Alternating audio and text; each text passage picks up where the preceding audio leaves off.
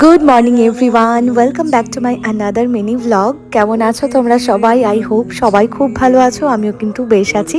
Last কয়েকটা দিন তো প্রচন্ড ঠান্ডা পড়েছে, আর এখন বাজে সকাল 6টা। আমি জাস্ট কাঁপছিলাম ঠান্ডাতে। তার উপরে আজকের দিনটা ছিল পৌষ সংক্রান্তি। প্রত্যেক বছরই পৌষ সংক্রান্তির দিনে প্রচন্ড ঠান্ডা থাকে। তো এখন বাজে সকাল 6টা। আমি এদিকে ফ্রেশ হয়ে নিয়ে বাবির জন্য দুধ গরম করে নিলাম। এরপর আমি বাবির টিফিনটাও বানিয়ে নিয়ে উপরের রুমে এসে রেডি হচ্ছিলাম। আর প্রত্যেক দিন এভাবেই আমি পুরোপুরি রেডি হয়ে তারপর বাবিকে ডাকি। এই প্রচন্ড ঠান্ডায় আমাদের যখন ব্ল্যাঙ্কেট থেকে বেরোতে একটু ইচ্ছা করে না, তখনই বাচ্চাগুলোকে স্কুলে যেতে হয়।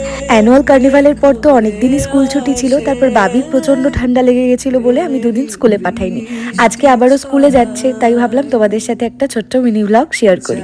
তো আমি এদিকে রেডি হয়ে দেন বাবিকে ডাকলাম। আর সত্যি কথা বলতে এইরকম ঘুমন্ত বাচ্চাকে ডেকে তুলতে একদম ইচ্ছা করে না, কিন্তু কিছু করার নেই। ওদের যেহেতু মর্নিং স্কুল, তাই খুবই সকাল সকাল আমাদেরকে উঠে পড়তে হয় ঘুম থেকে, সাথে ওকেও।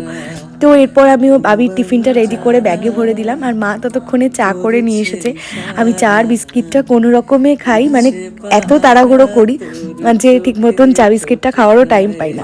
আগেও ডিউটি ছিল সকালবেলা ঘুম থেকে উঠেই দাদানের সঙ্গে ডগাইদের আর পাখিদেরকে খাবার দেয়। তবে এখন যেহেতু প্রচন্ড ঠান্ডা আর ওর খুব ঠান্ডাও লেগে গেছে, সেই জন্য একবারই স্কুলের ড্রেস পরিয়ে দেন ওকে বাইরে বের করি। তাই জন্য স্কুলে আসার আগেই বাবি কিন্তু ডগাইদের আর পাখিদের খাবার দিয়ে তারপরে বেরিয়েছে।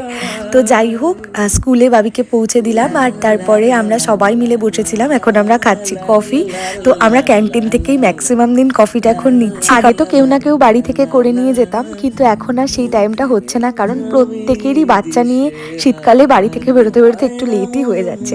তো যাই হোক, কফি খাওয়ার পর আজকে একটু পরোটা আনা হয়েছিল, পরোটা আর তরকারি খেলাম। এত সকাল সকাল তো কিছু খেয়ে বেরোনো হয় না, তাই খিদেও প্রচন্ড পেয়ে গেছিল।